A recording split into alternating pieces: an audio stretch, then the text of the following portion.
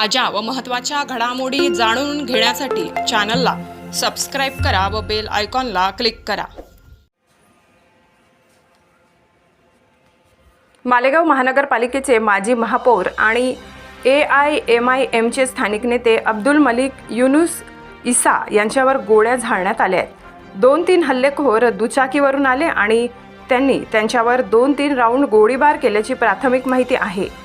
मलिक यांच्या हाताला आणि पोटाला गोळ्या लागल्या आहेत। आज पहाटे 1 ते 1:30 दरम्यान मलिक जुना आग्रा रोडवरील गजबजलेल्या ताज मॉल कॉम्प्लेक्सजवळ त्यांच्या मित्रांसोबत फिरत असताना ही घटना घडली। त्यांना तातडीने द्वारकामणी रुग्णालयात दाखल करण्यात आले होते। त्यानंतर त्यांना नाशिक येथे नेण्यात आले। आतापर्यंत त्यांना प्रकृतीबाबत कोणतीही अधिकृत माहिती देण्यात आलेली नाही। वृत्तसंकलन विभाग, गर्जना न्यूज, मालेगाव।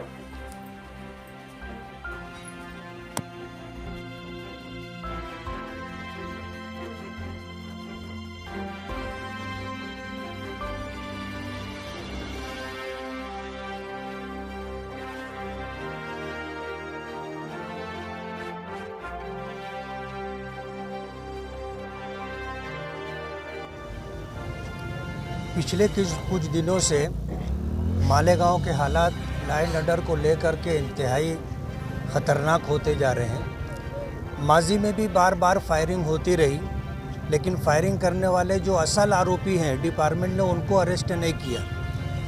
पीछे इसराइल इस्सू के ऊपर हमला हुआ था, उस हमले के अंदर जो है 4 लोगों को जमा किया गया, जिसमें 2 असल आरोपी फायरिंग करने वाले थे, उनकी जगह जो है बोगस लोगों को डाला गया। ये डिपार्टमेंट की मिली भगत से हो रहा है। अगर पुलिस डिपार्टमेंट इस तरह की छूट न देती और इस तरह की जो सूरत हाल मालेगांव में बनती जा रही है कि हर 2-4 महीने के ऊपर फायरिंग होती है और फायरिंग करने वाला गिरफ्तार नहीं होता, लॉ एंड ऑर्डर के जिम्मेदारान क्या सो रहे हैं कि ये जंगल राज है। आज अगर हमारे एक से मेयर के ऊपर इस तरह का हमला होता है तो शहर के अंदर तो किसी की भी जान माल महफूज नहीं, ऐसी सूरत हाल है।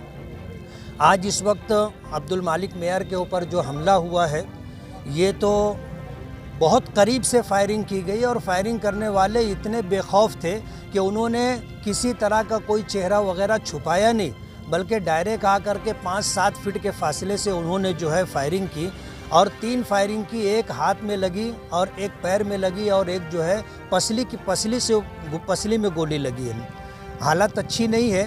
इन हालात के अंदर पुलिस डिपार्टमेंट यहाँ हॉस्पिटल में आकर के गर्दी किए हुए था। पुलिस डिपार्टमेंट की जिम्मेदारी ये थी कि वो बजाय हॉस्पिटल छोड़ करके आरोपियों को तलाश करना, उनको गिरफ्तार करने का काम करना चाहिए था। सारे जिम्मेदारान यहीं जमा थे और जो असल आरोपी है वो शहर के अंदर कहाँ है, शहर से निकल गए हैं। पुलिस डिपार्टमेंट उनको जाने का मौका दे रही है, ऐसा दिख करके आ रहा है। जो असल जिम्मेदारान है हॉस्पिटल में रह करके, क्या वो डॉक्टर हैं जो यहाँ आकर के वो काम कर रहे हैं? जो एक जिम्मेदार था, बाकी लोगों को अपने काम से लगना था और पूरे शहर की नाकाबंदी करके ऐसे लोगों को गिरफ्तार करने की कोशिश करनी चाहिए थी। मालेगांव शहर के अंदर इस तरह की जो सूरत हाल हो रही है, हम डिपार्टमेंट से इंतहाई नाराज़ हैं और उनके लॉ एंड ऑर्डर के ऊपर गिरफ्त कमज़ोर होने की वजह से हम उसका निषेध करते हैं और मजम्मत करते हैं। इस तरह की सूरत हाल ऐसा हो गए जैसे मालेगांव में जंगल राज है, किसी की जान, किसी का माल, इज्जत व आबरू महफूज नहीं है। इस तरह की सूरत हाल बनती जा रही है और जो लोग गुनहगार हैं, बेखौफ हैं, उनको किसी तरह का डर और खौफ नहीं है। ये सूरत हाल है। आने वाले दिनों के अंदर हम होम मिनिस्ट्री में भी बात करेंगे, असम्बली होगी, उसमें भी इस तरह यह आवाज़ हम उठाएंगे कि मालेगांव के अंदर पुलिस डिपार्टमेंट की गिरफ्त बहुत कमज़ोर हो गई है और इस तरह गुनहगारों के हौसले बहुत ज़्यादा बढ़ गए, जिसकी वजह से इस तरह की सूरत हाल है।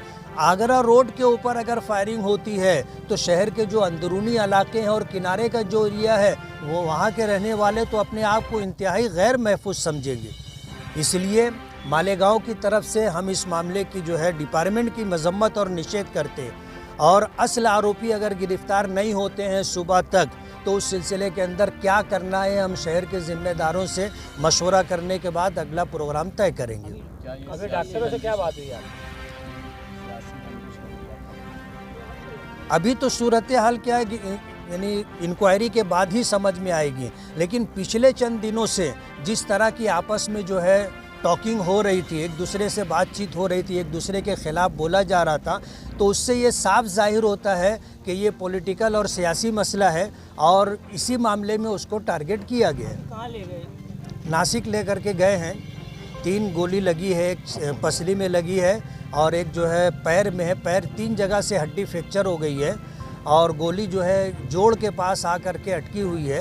एक गोली अंदर पसली के अंदर जा कर के अटकी हुई है और एक जो है यहाँ हाथ में लगने के बाद वो पास हो गई है। डॉक्टरों से तो नहीं बात हुई, लेकिन जो लोग सीटी स्कैन कर रहे थे उन्होंने पूरी सूरत हाल बताई है। मामला गंभीर है।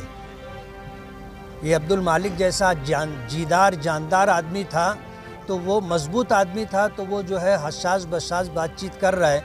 हम तो ये चाहेंगे कि अल्लाह ताला उसको ज़िंदगी दे, हयाती दे, सेहत और तंदुरुस्ती दे। लेकिन ये कि अगर मालिक जैसे जानदार शख्स के पैर में गोली लगी है और 3 जगह से हड्डी फ्रैक्चर हो गई है, तो और कोई होता तो पता नहीं उसकी क्या हालत होती।